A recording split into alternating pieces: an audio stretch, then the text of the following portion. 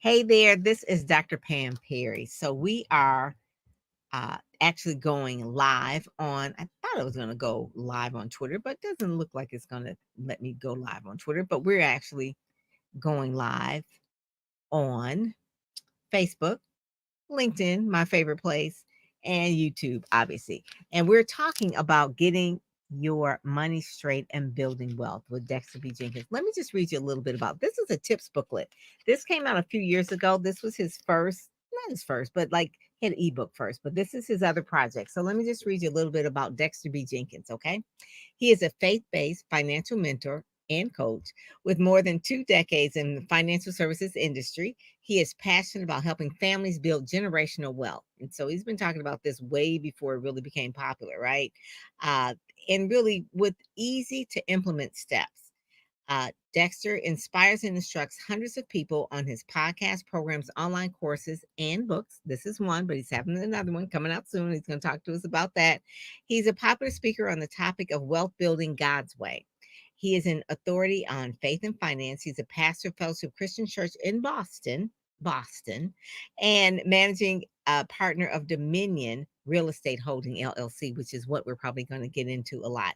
He since early in life that teaching financial literacy was his calling through what he now coins the SHIP method. I have to say that the SHIP method. Jenkins shows people how to get out of debt through stewardship, create legacy through entrepreneurship, and learn strategies on real estate ownership. There's no question that his integrity, wisdom, and wealth building philosophy is a voice needed today. That is Dexter. He's been in Speakers Magazine quite a few times, and he's been a client for a long, long time. Remembering when we were just putting together his brand and things, I'm so proud of him. And he's not been on the show lately. So you're going to hear about all the things he's been doing. He just got back from a vacation, I think in Puerto Rico. I think that's where he was. So anyway, he's going to tell us all the things that talks about how to get your money straight and how to build wealth God's way right after this.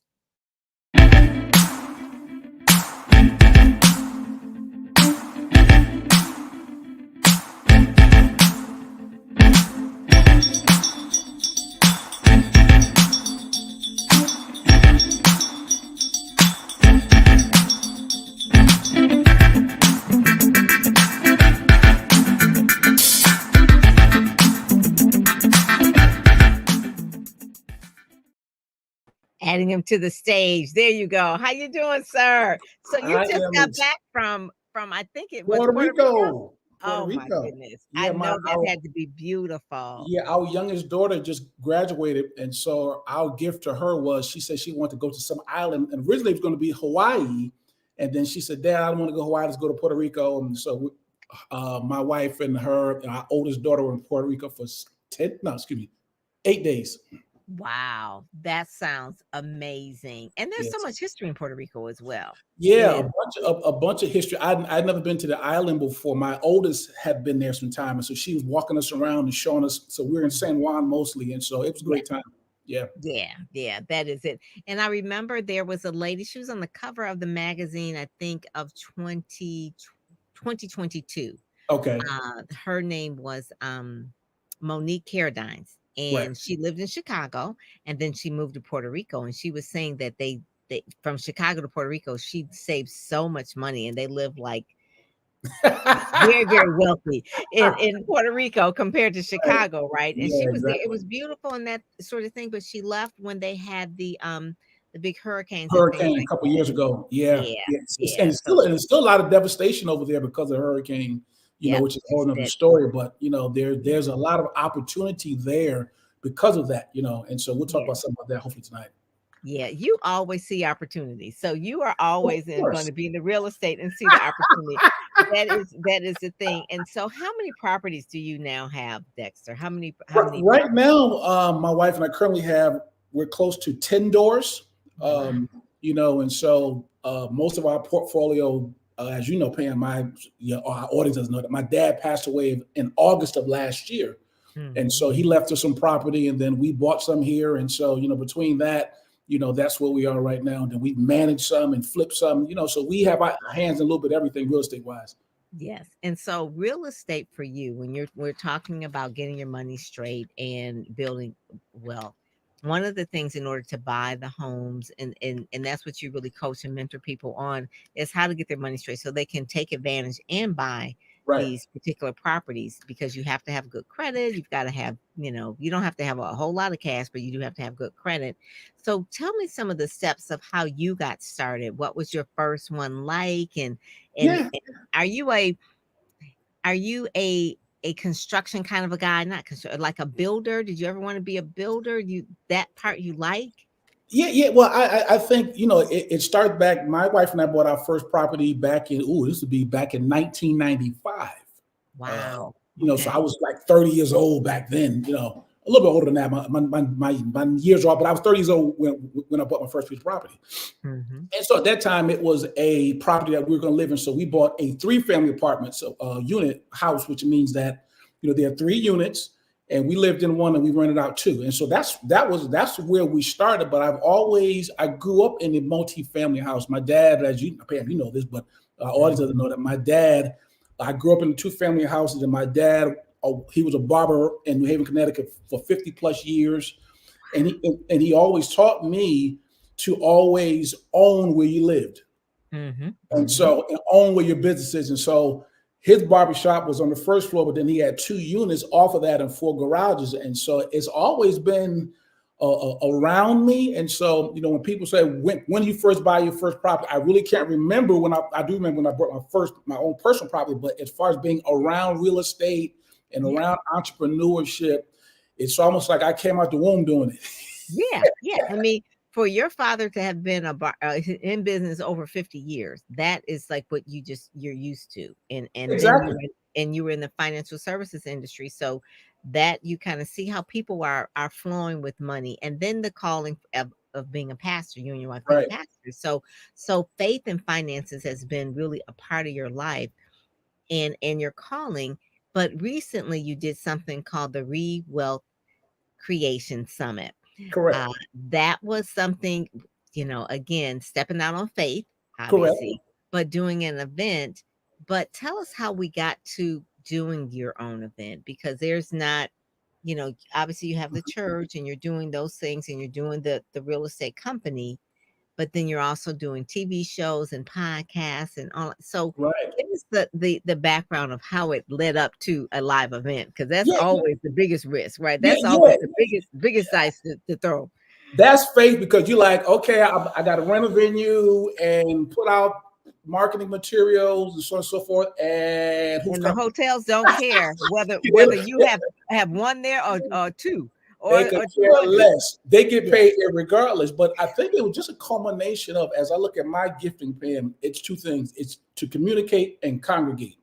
And Hmm. so it was just normal for me as a pastor to get people together and really begin to talk about what does it take to build Well, wealth through this asset class called real estate. And so we call it the Real Estate Wealth Creation Summit, because it's about 2 things. Number one, getting people serious about building wealth. I think nowadays the thought process of you being passive about that, those days are over. You really have got to decide, this is what I'm going to do. And then number 2, using real estate as your primary, or I'm saying as a primary real estate, as a primary tool. Now, it may not be your only tool, but it's a primary tool. married to. And Hmm. so, we did that for 2 years. So we did it 2024, 2023. So we got 2025 in the books. We're working on that right now. It's going to be much bigger than the last 2 years. And so people are excited. Good, good. And so really one of the things that the theme that you had one year was like, just get started. And Right. people think it's a lot more complicated than it really is. So give us some, I guess, success stories or people who've made the pivot out of your mentoring and coaching that have never did it before. And Right. now they're thinking about it, or they're Right. doing it, or they're on to their second piece of property. Right. Well, most of the people that I deal with, I feel that's my call, is to get people out of the gate. Hmm. My theme for 2023 was the year of getting started. Started. And so Yeah. I mean, wherever I went, so whether with my church or whether I did podcasts, I wrote articles on just the power of getting started, because people, and we recognize it, but we don't. I say every great thing you have ever done in life is because you got started. Hmm. It 100%. is. Now, Mhm. there was some diligence and things you had to do after you got started, but it never happens if you don't put one foot in front of the other. And so that's always my push. And so we have a number of people. One of my person in particular is actually she's actually my praise and worship leader. She's the head of my praise and worship team. Mm-hmm. And so she's always said, Dexter, Pastor Dexter, she calls me. I've always wanted to, buy a piece of rental property. And so I said, okay, let's put some things in place. Okay. And then I hooked up with the appropriate people to have her go looking. And then she bought her first property last year. Now she's on to her next one. She's looking for her next one. Wow. Well, Sister Della she just turned 60 last year, I believe. Okay. Your 60-year-old husband died about 10 or 12 years ago. So she's a widow.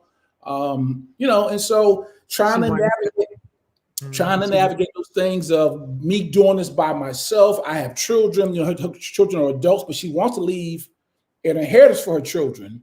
Yes. And so she talked about, I'd always wanted to do that. And between my wife and myself, walking her through the steps that she needed to walk through in order to do it, she was able to purchase a 3-family property about 45 minutes away from Boston, which is a whole nother thing, because it's one thing to manage in your own city, but it's another thing to manage outside of your area, which is one of the things I encourage people to do. Is if your area is expensive, you may have to look outside of your area. And so she was able to do that. Oh, that is good. So she's 60. So it's not out of the reach of someone that is in that age range. They just need the right information. So what are some of the pieces that, if someone were going to manage some real estate and they buy real estate and manage it, what are some of the pieces they need?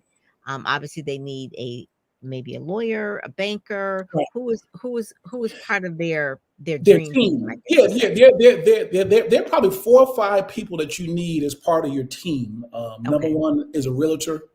Okay. To help you find properties, right? A realtor, a lawyer. So that's your legal person. A property manager if you're going to be outside of where you are. Okay. And so that's pretty much your main people. Then you have your contractors, so those people who will do the work on your property. Okay. So if you have those 4 people, you're probably pretty good. Good. And what you need now, Pam, of this is you need multiple of those, because things happen to people. So maybe a person moves, somebody retires, and so I always tell people that they should take the Noah's Ark theory with all of this. Make sure you got 2 or 3 of everything, because who knows what's going to happen to people. Right. Especially with contractors. You do need contractors, even if you have painters or things like that. Don't just go with the one person. If they go on vacation, you out of luck. My phone is full of them. They're full of them. And I'm always, every time I go to Home Depot or I'm someplace else, I'm always trying to make connections, because to your point, things happen to people. They're on vacation. You were there when I talked about our contractor dying in Detroit. Remember, I've talked to you guys about that story, which was tragic, but things in life happen. And so, you really have to have multiples of everything. So one of the things we're going to talk about this book as well. This is a book that people can get on Amazon. Correct. But they can also get the other ebook too on your website, dexterbjenkins.com. Let's talk about that one first, because I think that one came out first, and that was a ship method that talked about the entrepreneurship, the ownership. Let's talk about that one, and then let's talk about this one, and then we'll talk about the new book that's coming out. I love the cover on there. I was like, okay, I'm excited about that. I'm excited. But it's been a progression of Jeff, and you said it in my introduction, that I spent 20 years in the life insurance and mutual fund financial services industry. And so, when you do that, as long as I did it, you just learn some things about financial literacy, about financial wellness.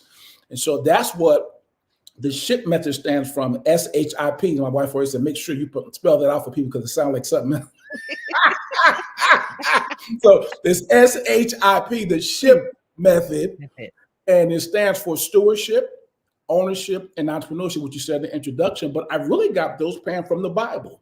I got that from the book of Proverbs. As I'm reading through the book of Proverbs, I'm saying King Solomon is the wealthiest man who ever lived. And I kept seeing him talking about stewarding your money well. He talked about ownership, and he talked about entrepreneurship. And so I put that into an ebook to talk about, if a person wants to be financially successful, if they steward their money well, they got involved in ownership and got involved in entrepreneurship, they will have a chance to financially succeed. And so that's what that book came from. Now, that textbook you hold in your hand was just was really a brain dump.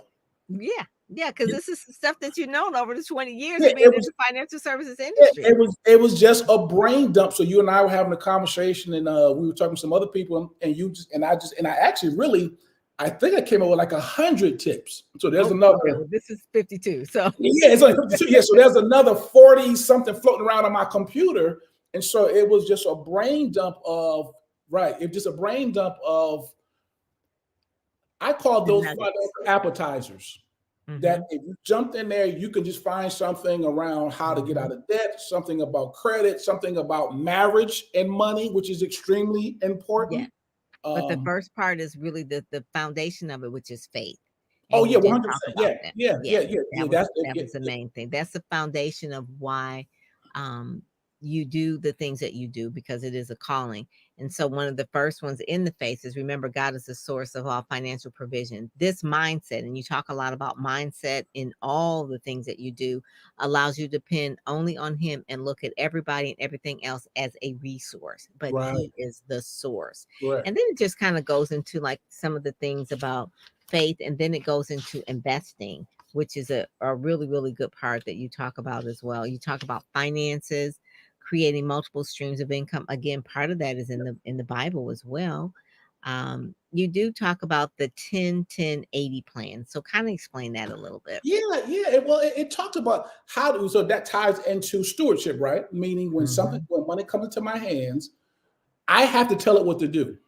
Because if I don't, it has a mind of its own. And I use the example oftentimes, Pam, of, back in the day when we had to go to the bank physically and cash our checks. We don't do that anymore, but back in the day, that's what we did, right? You stood in line, got your check, and if you weren't careful, you got a check for X amount. You got home and you were like, "What did I do?" What did I do? Mind of his own. You went over here, had something to eat, and you bought this over here, and you look at, hold on, I cashed a check for this, but this is what I'm seeing in my pocketbook or my wallet, And so the 10-10-80 rule now. There are many ways. Some people do the 50-50, 50-40. I mean, there's a bunch of, I don't care which one you use. I use the 10-10-80. Right. It's really just a way of tithing 10%, because I believe in tithing, saving a minimum of 10%, and then learning how to live off the other 80. So now you may not start out like that, but it's just a structured way for you to handle your financing. And so that's where the 10-10-80 group tip came from. And it's really, Pam, part of what I taught my congregation initially. Because when we started FCC, our church taught in 2012, even though I had a background in this type of stuff, I wasn't talking a lot about it in church. And then when I began to see certain things happen, like one of my members lost their house, and then other ones were doing certain things. And I was like, hold up, all this information I know, but I would talk about prayer, I'm talking about reading the Bible, I'm talking about coming to church. But I'm finding that my people are struggling Monday through Saturday.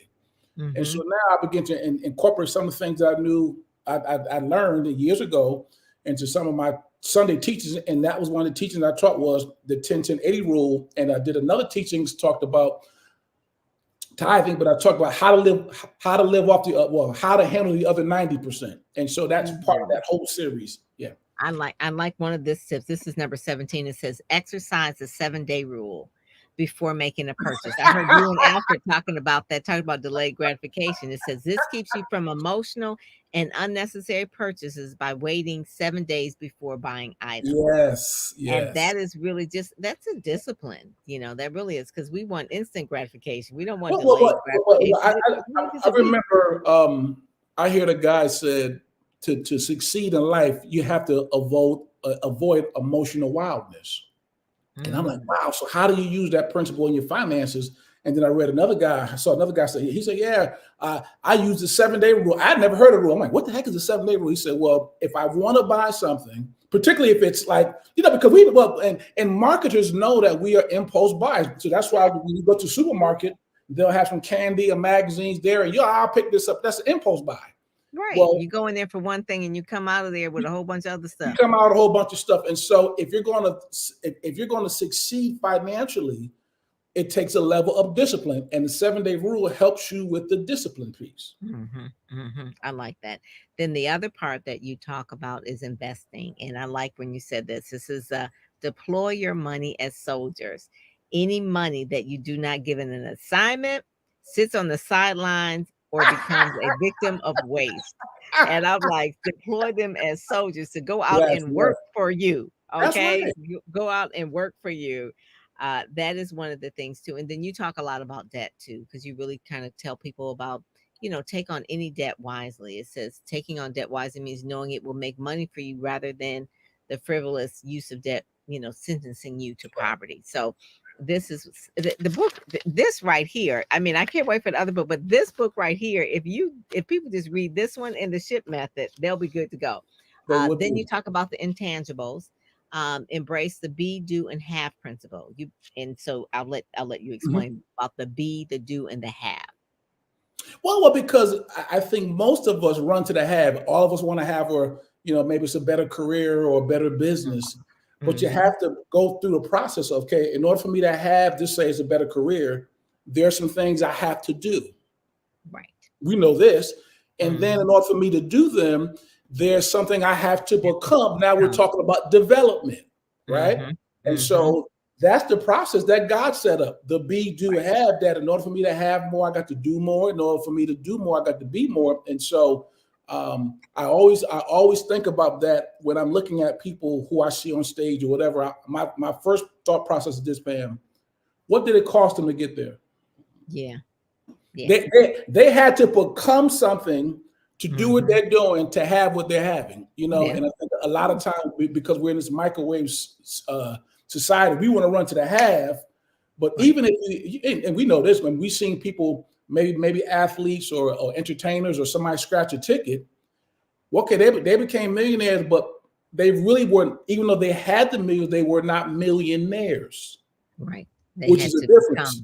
They have to become. They have to become a millionaire. See, a person who becomes something, even if they lose the money because they are that, they'll get it again.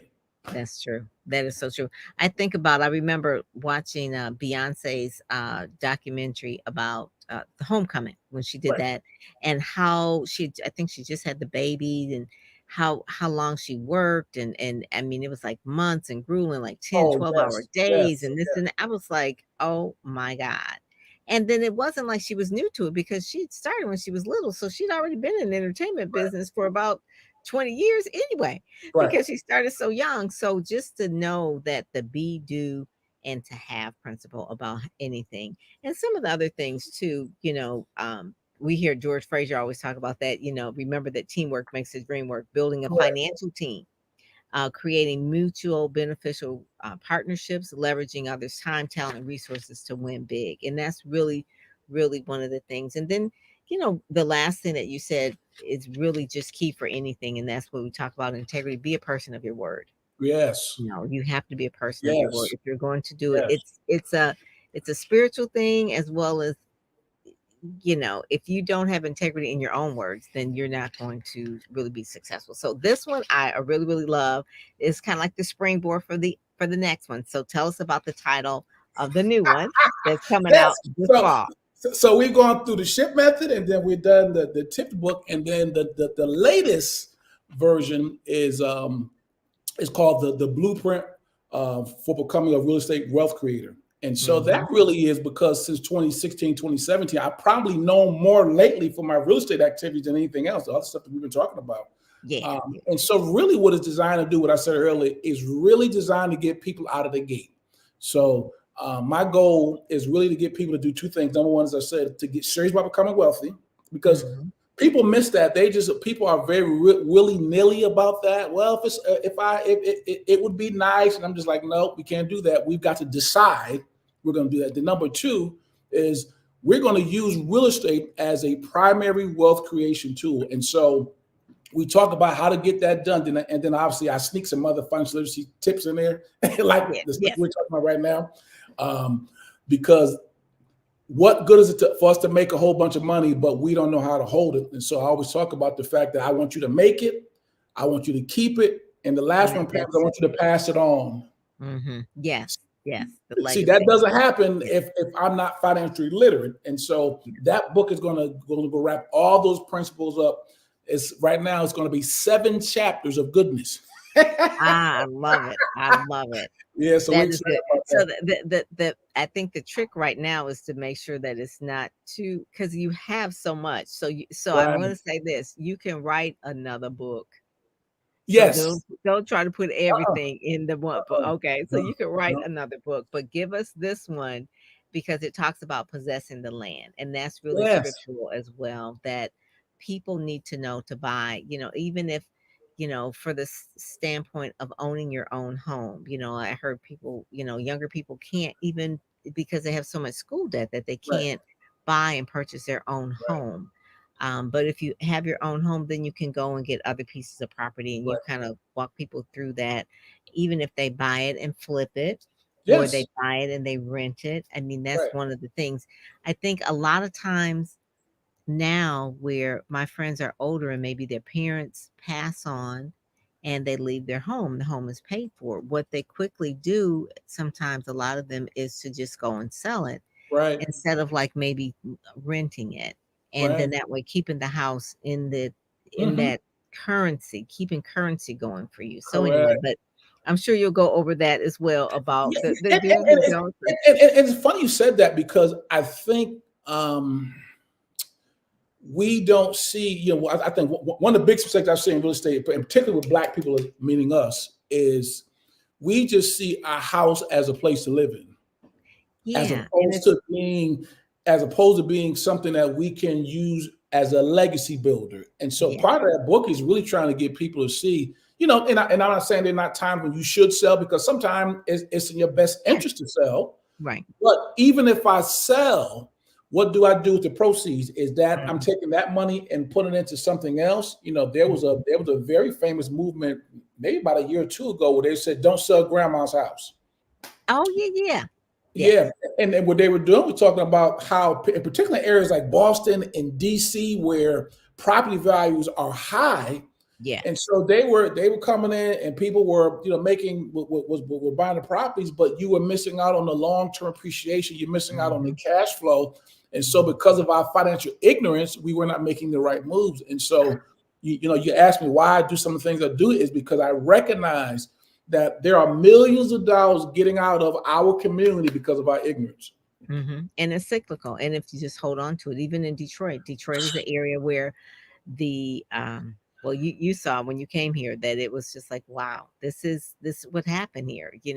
They came in and they bought it pennies on a dollar. Now it's worth millions, and it's like Exactly. they just, yeah. So that whole part Your is the area, book I is believe, is really a gold mine. I good. believe. I mean, I haven't been able to get back out there, but I believe Detroit. I Yeah. really believe that God wants to do something significant in your city. And so every time I talk to people about, and in every like article I see about where to buy, how homes more affordable, it's always Michigan, always, Wow. and Okay. always Detroit. And I'm just like, if you don't own a house in Detroit, the only reason why is because, as what we talk about all the time, Mm-hmm. mindset. And sometimes because you're too close to something, you don't see it. And Mm-hmm. so Mm-hmm. we got to wake folk up. That is it. And then the other thing too, you are always on top of the different cycles, what's going on in real estate. You have a show that is on YouTube, or Yes. you, okay, so tell people about. Yeah. We do a show called Let's Talk Real Estate. It's the second Tuesday of every month, and we do it through YouTube, but we also do it through the New England Christian Television Network. And so Mhm. every month we bring on a different person to come on and talk about a different aspect of real estate, because they're one of the confusing things about real estate, Pam, is that there are so many different ways you can go. And so people like, should I fix and flip? Should I buy it whole? They don't know. And so, we talk about different ways because it has to fit your personality. Okay. And so my job is really to expose you to the different ways of doing it so you can sort of fit in where you get in or get in Mhm. where you fit Mhm. in. Mhm. Yeah, so that's the That goal is there. it. That is. So Yeah. they can go to your YouTube channel, which is at Dexter B. Jenkins, Dexter B. in Jenkins. YouTube. Yes, yes. Yeah, So, and they can go and binge all the other ones as well. correct. They can As binge well. And all then that stuff. obviously Yeah. your Dexter B. Jenkins across all platforms, LinkedIn, Facebook, Instagram. So, but the main places we want people to send people to is YouTube, because that's where they'll actually find the show. It's produced very well. So thank you for that, for providing the education. That's what you do. That's like your calling. And Correct. you really, and then you have some other courses and things like that. So I want you to mention that. That was the the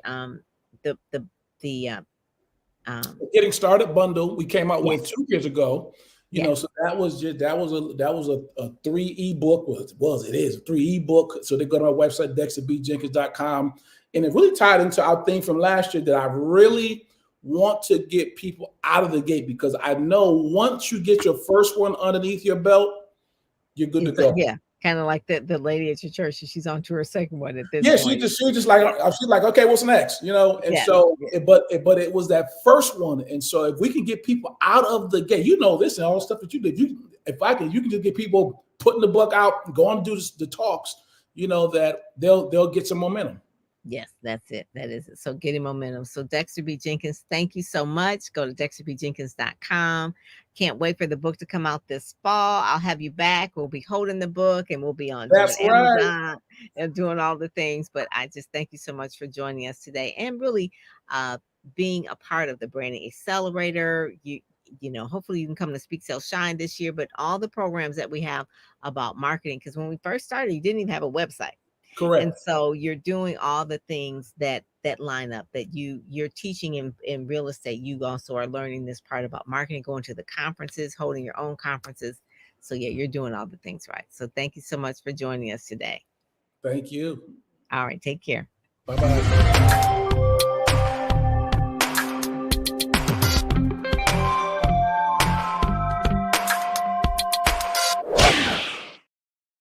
All righty. Thank you guys. And we will talk.